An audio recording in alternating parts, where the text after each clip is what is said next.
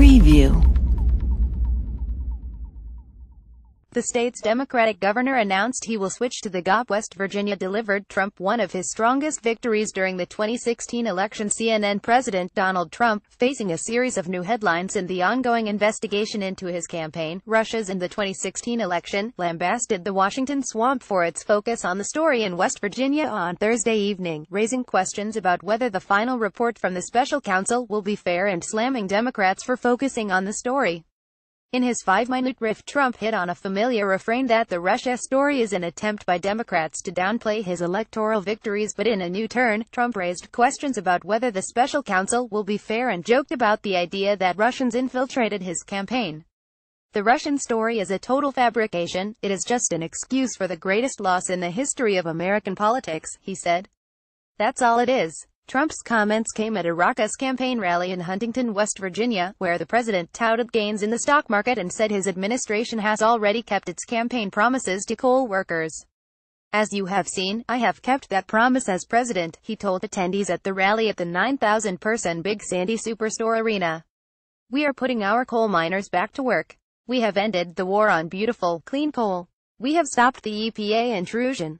American coal exports are already up.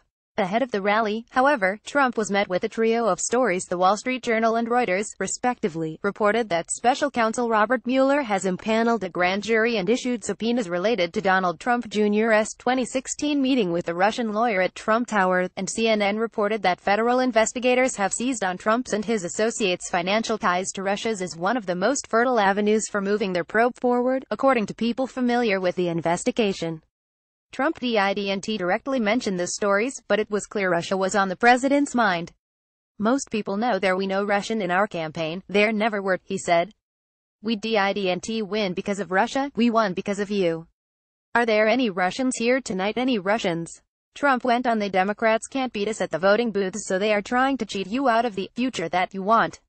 They are trying to cheat you out of the leadership you want with a fake story that is demeaning to all of us and most importantly demeaning to our country and demeaning to our Constitution. Trump added that he hopes the determination made by Mueller's investigation will be an honest one. I just hope that final determination is a truly honest one, which is what the millions of people who gave us our big win in November deserve and what all Americans who want a better future want and deserve, he said. The event, which was dotted with protesters who were quickly escorted out by law enforcement officers, also saw a big win for Republicans. Democratic West Virginia Gov.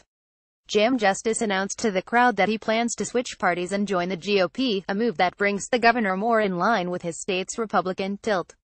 Now, today I'll tell you, with lots of prayers and lots of thinking, today I tell you as West Virginians, I can't help you anymore being a Democrat governor, Justice said. So tomorrow, I will be changing my registration to Republican. The ongoing Russia probe has frustrated Trump and his top aides, who believe the slow trickle of information continually hurts the president's legislative agenda. To date, Trump has been unable to score a sweeping legislative victory. Trump also went after the U.S. Senate for not passing a healthcare package, saying that it's hard to believe how Democrats and Republicans let us down on healthcare. Referencing West Virginia Sen. Shelley Moore Capito, Trump said, we have another friend with us tonight who voted for us on healthcare, and honestly, how the Republicans and the Democrats let us down is hard to believe. Repeal and replace, hard to believe, hard to believe. Senators. Trump has routinely used the campaign trail as a way to shore up his base, visiting states that helped deliver him the White House to hold raucous rallies that regularly see the president return to the rhetorical flair that defined him during his 2016 campaign. And Thursday night's event in Huntington was no different. All across the country, Americans of every kind are coming together with one simple goal: make America great again, Trump said. The stock market reached yet another all-time high today, boosting the retirement savings of everyone in this room. Have you all been helped? I think so. Unemployment is at a 16-year low. But don't forget, and I will never forget, the millions and millions of people out there that want jobs that don't register on the unemployment rolls because they gave up looking for jobs. Trump has already declared his intent to run again in 2020, and his re-election campaign is already up and running, including raising money and hosting events across the country. To date, the president has headlined campaign rallies in Florida, Tennessee, Kentucky, Pennsylvania, Iowa and Ohio. Thursday's event was the Trump's 7th campaign rally in roughly 6 months. West Virginia delivered Trump one of his strongest victories during the 2016 election, with nearly 70% of the state's electorate backing the businessman-turned-politician. And while Trump's national approval rating has steadily gone down since he stepped into the Oval Office in January, his approval rating has remained strong in West Virginia. According to a July Gallup poll, 60% of residents in West Virginia approve of Trump's presidency, higher than any other state. One reason for that optimism: Trump's repeated promises to bring back coal jobs.